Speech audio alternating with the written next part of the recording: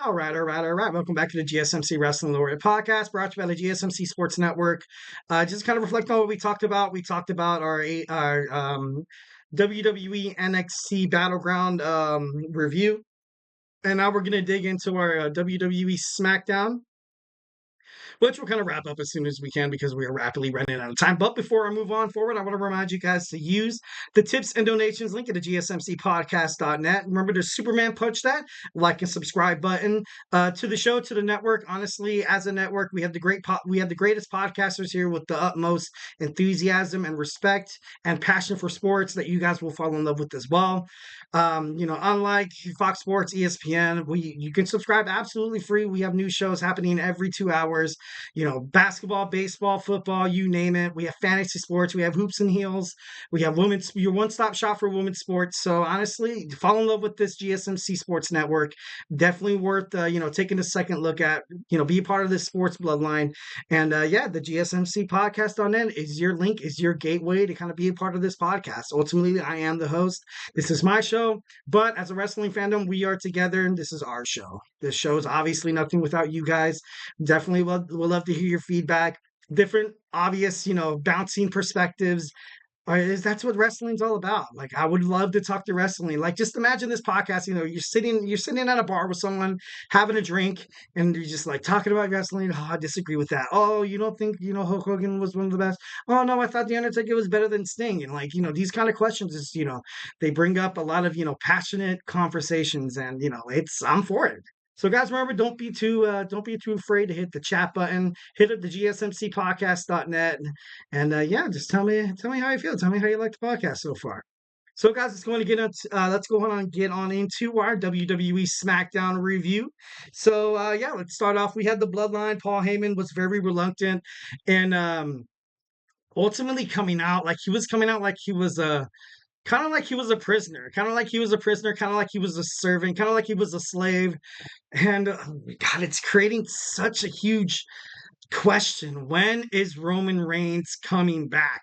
That's something WWE professional wrestling fans have been asking ever since you've kind of seen Solo Sikoa kind of take over this, tribal chief thing where he's claimed that Roman's been talking to him, or you know what, he said the tribal chief has been talking to me, ever since after WrestleMania, although he did not, relay any messages to you guys.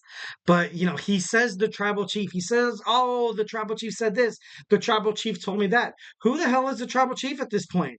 Roman Reigns lost at WWE WrestleMania. Solo Sikoa thinks the tribal chief is himself, but you can also have The Rock, waiting in the wings, pulling the strings, telling me like, hey, Roman lost. Because at first The Rock did want to face Roman Reigns for the title of being a tribal chief. So this kind of storyline could go in so many different ways.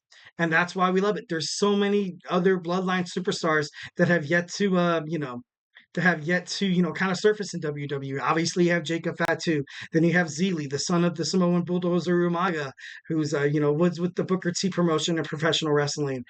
He's fought in AEW. He was ready to make a debut in WWE in 2023. So there's just so many ways that the professional wrestling can kind of be, exciting. And this is, obviously something we share together. Until Roman Reigns comes back. And then it seems like, and I keep reiterating this over and over again, it seems like when Roman Reigns is brought up within a WWE ring with Solo Sikoa inside of it, he's just annoyed.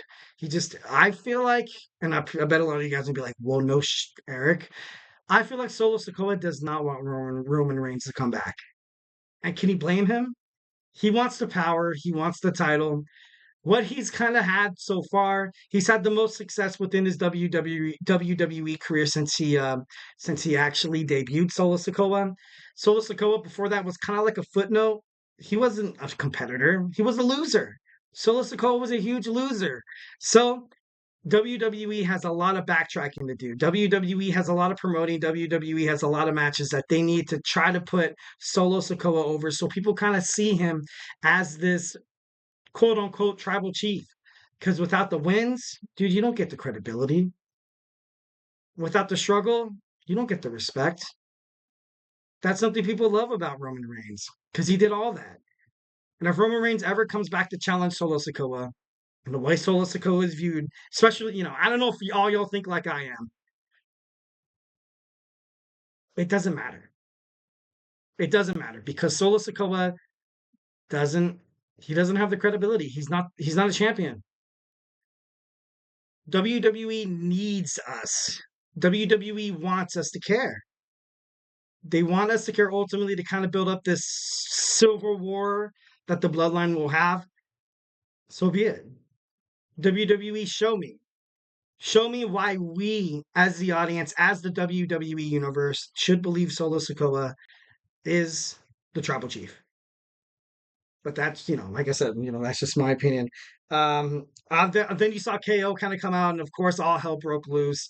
Not good for KO. You saw the Street Profits come out, and it was to the rescue. So it was kind of cool to kind of see the Street Profits kind of cement their name inside this. I feel like I want to see the Street Profits and Tonga and Tongaloa fight at Clash at the Castle. I hope it's not like what is that? Not a pre-show. Yeah, pre-show. It could be in the pre-show, definitely.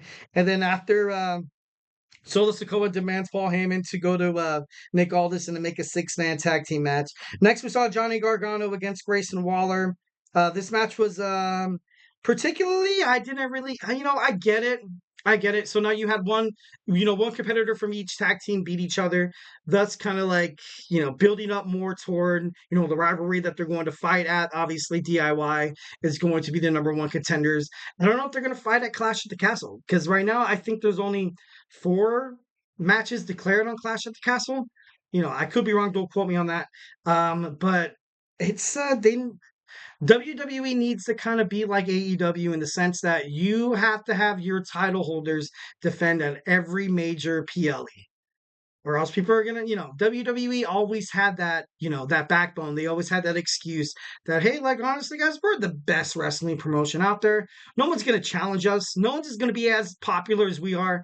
So who cares if we have a pay-per-view with only like 4 or 5 matches? Who cares? But I think the WWE universe cares. I know I care. I know I care. I want to see every match, fought. I miss the old school WWE pay-per-views, especially during the Attitude Era where you kind of had 9 or 10 matches on the, on the pay-per-view match card. So definitely, I think that's pretty cool. Then you saw Apollo Crews fight against Legado del Fantasma. WWE is trying to create an angle with Legado del Fantasma and Andrade. I feel like it's good. I would love to see Santos Escobar against Andrade because, without the LWO backing Andrade, because, he was there for WrestleMania and he was reunited with Selena Vega. I just, once again, WWE has to show why we should care. At this point, I'm like, it looks like a throwaway match. Looks like someone you kind of want to, put in that pre-show where Andrade totally kicks the shit. Sorry, excuse my language. Kicks the hell out of, Santos Escobar. That's, kind of how I kind of see it right now. LA Knight, obviously, he's pretty hot right now. He wants Logan Paul, but he got Carmelo Hayes. And that's going to happen later on tonight on WWE Smackdown. DIY, A-Town Down Under, Grayson Waller wins, pulling he pulled Theory into that diving, suicide dive from Johnny Gargano. So that could possibly drive a wedge and be like, hey, like, why'd you do that? So that's something to look forward to. And, trying to, wrap it up here a little bit. AJ Styles, once again, he shows up. In the parking lot, AJ Styles and Cody Rhodes. Cody Rhodes said he wants him in an I Quit match. So we have that to look forward to for the WWE Undisputed Championship. Definitely excited to see that. LA Knight defeated Carmelo Hayes. And, and Bayley, I feel like she's trying to drive a wedge between Piper Niven and Chelsea Green. Good luck, especially with your match with Piper heading toward Clash at the Castle, Bayley. But and then you saw KO on the Street Profits against the Bloodline. The KO goes through a table. Once again, the Bloodline, they do prevail. Something that WWE should have done from the get-go. Now they're kind of doing it a little late, but as wrestling fans, we're here to eat it up, and we'll go from show to show. We'll go from week to week. Monday Night Raw. We'll stay with you. Friday Night SmackDown. I'm sorry. Next, we're going to focus on Monday Night Raw. Monday Night Raw preview happening right now. Swear to God, I have not checked any Instagram, Twitter, Facebook, whatever, for any updates or anything like that. So I'm as in dark. I'm as in the dark with you guys, together. So let's like I said, also you can chat. Don't be afraid to chat if you have a spoiler, but it has to be juicy.